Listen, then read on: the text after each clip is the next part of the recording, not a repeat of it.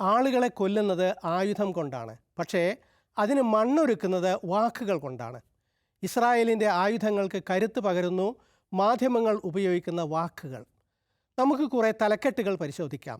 കഴിഞ്ഞ ദിവസത്തെ ഒരു BBC തലക്കെട്ട് ഇങ്ങനെ: ഗസയിൽ 7 ആരോഗ്യ പ്രവർത്തകർ കൊല ചെയ്യപ്പെട്ടതിൽ റെഡ് ക്രോസിന് ഞെട്ടൽ, രോഷം. കൊല ചെയ്യപ്പെട്ടെങ്കിൽ കൊന്നവരുണ്ടാകും. അത് തലക്കെട്ടിൽ വരേണ്ടതാണ്. ഇസ്രായേലിനാൽ കൊല ചെയ്യപ്പെട്ടതിൽ എന്ന് തന്നെ വേണം തലക്കെട്ട്. അതില്ലാത്ത തലക്കെട്ട് അപൂർണമാണെന്ന് ചിലർ ചൂണ്ടിക്കാട്ടി. തുടർന്ന് ഒരത്ഭുതം കണ്ടു. BBC തലക്കെട്ട് മാറ്റി. ഇസ്രായേലി സേനയാണ് കൊല ചെയ്തത് എന്ന വിവരം തലക്കെട്ടിൽ ചേർത്തു. ഇത് അത്ഭുതമാണെന്ന് പറയാൻ കാരണമുണ്ട്. യുദ്ധക്കുറ്റം സൂചിപ്പിക്കുന്ന വാർത്താ തലക്കെട്ടുകളിൽ BBC ഇസ്രായേൽ എന്ന പേര് മറച്ചു വയ്ക്കാറാണ് എപ്പോഴും. ഇതാ ഒരു വർഷം മുൻപത്തെ ഉദാഹരണം. ഹിന്ദ് റജബ് മരിച്ച നിലയിൽ കാണപ്പെട്ടു. ഇസ്രായേൽ വെടിവെച്ചതാണ് എന്നത് മറച്ചുവെച്ചു. അതേസമയം യുക്രൈനിൽ കുഞ്ഞിനെ കൊന്നത് റഷ്യയാണ് എന്ന് വ്യക്തമാക്കി. ആ നിലക്ക് ഇത് ഒറ്റപ്പെട്ടതെങ്കിലും അംഗീകരിക്കേണ്ട നല്ല കാര്യം. BBC മാത്രമാണ് ഇസ്രായേലിൻ്റെ യുദ്ധക്കുറ്റം മറച്ചു പിടിക്കുന്നതെന്ന് കരുതേണ്ട. പടിഞ്ഞാറൻ മാധ്യമങ്ങൾ പൊതുവെ തന്നെ അത് നയമാക്കിയിട്ടുണ്ട്. ഇടതുപക്ഷ പത്രം എന്നറിയപ്പെടുന്ന ബ്രിട്ടനിലെ ഗാർഡിയനും ആരോഗ്യ പ്രവർത്തകരുടെ മരണം കൊല എന്നല്ല കേട്ടോ തലക്കെട്ടാക്കി. ഇസ്രായേലിൻ്റെ ന്യായീകരണം ഉപതലക്കെട്ടുമാക്കി. ഇതിൻ്റെ ശരിയായ രൂപം എങ്ങനെയെന്ന് ഇറാൻ മാധ്യമമായ പ്രസ് TV കാണിച്ചു. ഇസ്രായേലി കൊലപാതകത്തെ ചൊല്ലി റെഡ് ക്രോസിന് രോഷം എന്ന്. ഒരു തവണ മാത്രമാണെങ്കിലും BBC തിരുത്തിയല്ലോ. ഇതേ സമയം ഗാർഡിയൻ പത്രം മറ്റൊരു തലക്കെട്ടിലെ ശരി മാറ്റി ശരികേടാക്കിയത് കാണുക. ഇതാണ് മാറ്റി എഴുതി കേടുവരുത്തിയ തലക്കെട്ട്. ഇസ്രായേലി തടവിലായിരുന്ന ഫലസ്തീൻകാരൻ അലാ അബു സയ്യിദ് കഴിഞ്ഞ മാസം വിട്ടയക്കപ്പെട്ടതാണ് പശ്ചാത്തലം. ചിത്രത്തിലുള്ളത് അദ്ദേഹത്തിൻ്റെ ഭാര്യയും 5 മക്കളുമാണ്. എല്ലാവരെയും ഇസ്രായേൽ കൊന്നു. 1 വർഷം ബന്ദിയായി തടങ്കലിൽ കഴിഞ്ഞ അബു സയ്യിദ് കുടുംബാംഗങ്ങളെ മറമാടിയ സ്ഥലമെങ്കിലും കാണിച്ചു കൊടുക്കാൻ അപേക്ഷിക്കുന്നു. ഇത് ഒറ്റപ്പെട്ട കഥയല്ലെന്നും ഗാർഡിയൻ കൂട്ടിച്ചേർക്കുന്നുണ്ട്. തടവിൽ നിന്ന് ഫലസ്തീനി സിവിലിയന്മാർ മടങ്ങിയെത്തുന്നത് ദുരന്ത യാഥാർത്ഥ്യത്തിലേക്ക് എന്നാണ് തലക്കെട്ട്. സിവിലിയന്മാർ എന്ന വാക്ക് ശ്രദ്ധിച്ചല്ലോ. ഇങ്ങനെയല്ല ഗാർഡിയൻ മാർച്ച് 30 രാവിലെ തലക്കെട്ടിട്ടത്. ഈ കണ്ടത് വൈകുന്നേരത്തെ മാറ്റി എഴുതിയ തലക്കെട്ടാണ്. ആദ്യം ഈ തലക്കെട്ടായിരുന്നു: ഫലസ്തീനി ഹോസ്റ്റേജസ്, സിവിലിയൻസ് അല്ല. 8:30 ഹോസ്റ്റേജസ് ആയിരുന്നു, 3 മണിക്ക് അത് സിവിലിയൻസ് ആയി. എന്താണ് ഇതിലെ രാഷ്ട്രീയം? ബന്ദികൾ, ഹോസ്റ്റേജസ് എന്ന് ഫലസ്തീൻ തടവുകാരെ വിളിച്ചാൽ അതോടെ അവരെ ബന്ദികളാക്കിയ ഇസ്രായേൽ യുദ്ധക്കുറ്റം ചെയ്തു എന്ന് വരും. അതുകൊണ്ട് ബന്ദികൾ എന്ന് അബദ്ധവശാൽ എഴുതി പോയാലും അപ്പുറത്ത് നിന്ന് വിളി വരും, വാക്ക് മാറ്റി എഴുതിക്കും. ബന്ദി, ഹോസ്റ്റേജ് എന്ന് ഇസ്രായേലിലെ ഫലസ്തീൻ തടവുകാരെ വിളിക്കരുത്. അവരെ തടവ് പുള്ളികൾ, പ്രിസണേഴ്സ് എന്ന് വേണം പറയാൻ. കുറ്റവാളികൾ എന്ന് ധ്വനി. മറുപുറത്ത് ഫലസ്തീനിൽ തടവിലുള്ള ഇസ്രായേലികളെ തടവുകാരെന്ന് വിളിക്കരുത്, ബന്ദികളെന്നേ വിളിക്കാവൂ. തടവുകാരെന്ന് വിളിച്ചു പോയാൽ ഇസ്രായേലിൽ നിന്ന് വിളിവരും, മാറ്റി പറയിപ്പിക്കും. BBC ഒരിക്കൽ ക്ഷമ ചോദിച്ചിട്ടുണ്ട് ഇസ്രായേലി തടവുകാരെന്ന് പറഞ്ഞു പോയതിന്. And earlier today on BBC News, we reported on the release of the names of those 3 Israeli hostages who are due to be freed tomorrow. At one point in our coverage, we mistakenly called the hostages prisoners, and we would like to apologise for that error.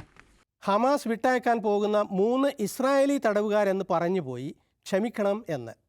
ഈ BBC തന്നെ 300 കുട്ടികളടക്കം Israeli തടങ്കലിലുള്ള 10,000-ഓളം ഫലസ്തീൻകാരെ തടവുകാരെന്നേ വിളിച്ചിട്ടുള്ളൂ. ഈ പടിഞ്ഞാറൻ വാർത്താ പക്ഷപാതിത്വം നമ്മുടെ മാധ്യമങ്ങളിൽ വരെ എത്തിയതിനെപ്പറ്റി മുൻപ് വിസ്തരിച്ചിട്ടുണ്ടല്ലോ. പലകുറി ഫലസ്തീൻകാർ ഈ ഭാഷാ അന്യായം ചൂണ്ടിക്കാട്ടിയിട്ടും അതങ്ങനെ തുടരുന്നു. വാർത്താ മേഖലയിലും ഭാഷയിലും വരെ എത്തിയ സയനിസ്റ്റ് അധിനിവേശം തെളിയിച്ചുകൊണ്ട്. ഈ തലക്കെട്ട് നോക്കുക: ഗസ ഒഴിപ്പിക്കാൻ ഒരുങ്ങുന്നതായി നെതന്യാഹു സൂചന നൽകി എന്ന്. ബലമായി ഒഴിപ്പിക്കുന്നതാണ്, പക്ഷേ ഉപയോഗിച്ച വാക്ക് സ്ഥലം മാറ്റൽ, ട്രാൻസ്ഫർ എന്ന്. വംശീയ ഉന്മൂലനം, എത്നിക് ക്ലെൻസിംഗ് എന്ന കുറ്റകൃത്യത്തെ അലക്കി വെളുപ്പിക്കുകയാണ് സ്ഥലം മാറ്റം, ട്രാൻസ്ഫർ എന്ന വാക്കിലൂടെ. ഇത്തവണത്തെ ഓസ്കർ നേടിയ നോ അതർ ലാൻഡ് എന്ന ഡോക്യുമെൻ്ററിയുടെ സഹസംവിധായകൻ ഹംദാൻ ബെല്ലാലിനെ ഇസ്രായേലി കുടിയേറ്റക്കാർ കൂട്ടമായി ആക്രമിച്ചു. തുടർന്ന് ഇസ്രായേലി പട്ടാളം അദ്ദേഹത്തെ പിടിച്ചുകൊണ്ടുപോയി. കുറച്ചുനാൾ തടങ്കലിലിട്ട ശേഷമാണ് വിട്ടയച്ചത്. Just a few weeks ago, Hamdan Ballal was being celebrated in Hollywood after winning the Oscar for Best Documentary. സാധാരണ നിലക്ക് ഇത് വലിയ വാർത്തയാകേണ്ടതാണ്. ഡോക്യുമെൻ്ററിയിൽ ചിത്രീകരിച്ച കുടിയേറ്റക്കാരുടെ അതിക്രമത്തിൻ്റെ നേർത്തെളിവ്. ഓസ്കർ ജേതാവിന് മർദ്ദനം, പോരെങ്കിൽ ഇസ്രായേൽ തടങ്കലിലും പീഡനം.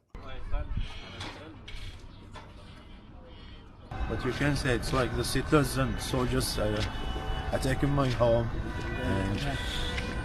and start to beating me and they threaten me with the guns.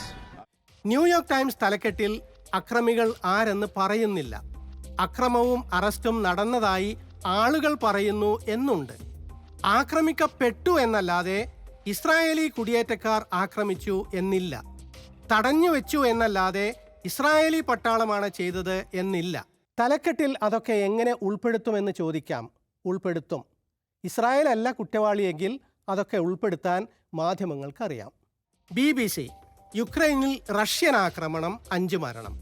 പക്ഷേ ഗസയിൽ ആരുടെയോ വ്യോമാക്രമണം 16 മരണം. ഇസ്രായേൽ പീഡിപ്പിക്കാറുണ്ടെന്ന് അവർ തന്നെ പണ്ടേ ഏറ്റുപറഞ്ഞതാണ്. എന്നിട്ടും മാധ്യമങ്ങൾക്ക് മടി. റമദാനിൽ വെസ്റ്റ് ബാങ്കിലേക്ക് ആട്ടിയോടിക്കപ്പെട്ട ഫലസ്തീൻകാരുടെ ദയനീയ കഥ പറയും ന്യൂയോർക്ക് ടൈംസ്. ആരാണ് അവരെ ആട്ടിയോടിച്ചത് എന്ന് പറയില്ല. അധിനിവിഷ്ട പ്രദേശത്തേക്ക് ഇസ്രായേൽ എന്ന അധിനിവേശ രാജ്യം ആട്ടിയോടിച്ചു എന്നത് ജനീവ കരാറിൻ്റെ ലംഘനമാണ്. ഇസ്രായേലിൻ്റെ കുറ്റങ്ങൾ അദൃശ്യമാക്കുകയും അവരെ കുറ്റവാളിയായി അവതരിപ്പിക്കാതിരിക്കുകയും ചെയ്യുക മാധ്യമങ്ങളുടെ രീതിയായിട്ടുണ്ട്.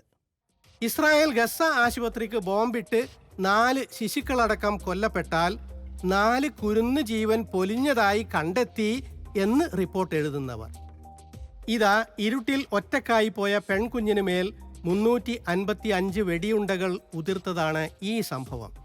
കാണാതായ 6 വയസ്സുകാരിയെ മരിച്ച നിലയിൽ കണ്ടെത്തി എന്ന് റിപ്പോർട്ട്.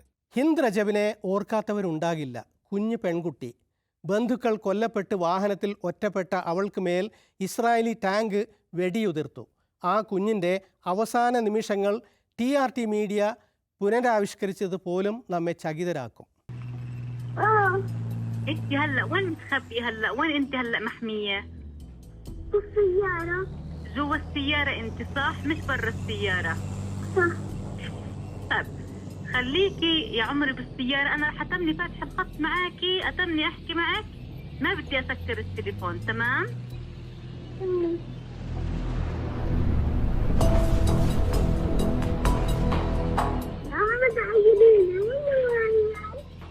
ايش يا عمري يا حبيبتي يا عمري والله معك هيني انا مش تاركك بحكي معاكي ما بدي اصلا اتركك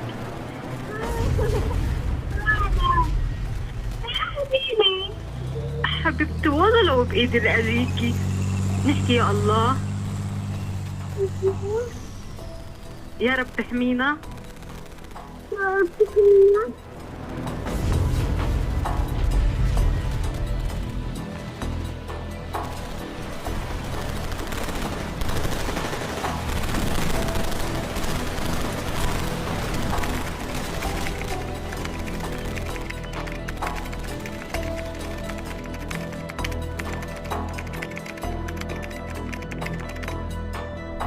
പുറത്തുകൂടാത്ത ഈ മഹാപാതകം ന്യൂയോർക്ക് ടൈംസിലും BBC-യിലും എത്തുമ്പോൾ ഒരു കുട്ടിയെ മരിച്ച നിലയിൽ കണ്ടെത്തി എന്നാകുന്നു.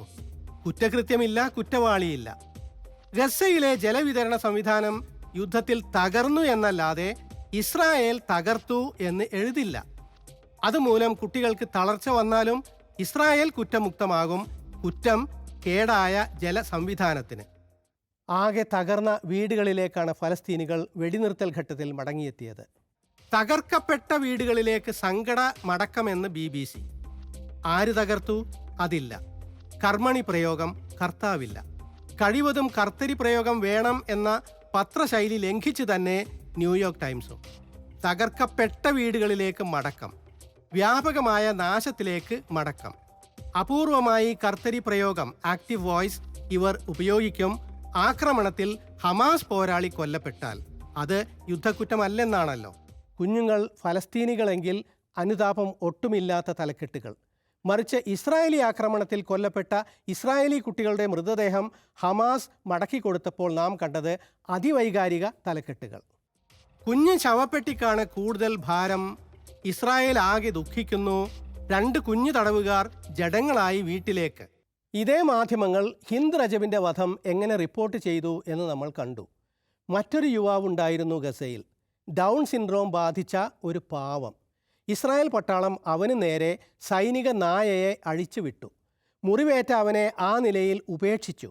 അവൻ അങ്ങനെ കിടന്ന് രക്തം വാർന്ന് മരിച്ചു. ഇതിൻ്റെ റിപ്പോർട്ട് കാണുക.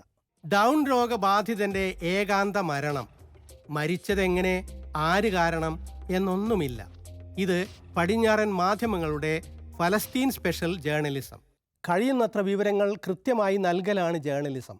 വാർത്തയുടെ മർമ്മം, അതിൻ്റെ അനിവാര്യ വിവരങ്ങൾ നേർക്ക് നേരെ തലക്കെട്ടിൽ നൽകണം.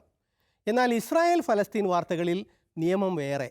ആവശ്യമായ വിവരങ്ങൾ മറച്ചുവെക്കലാണ് അതിലെ രീതി.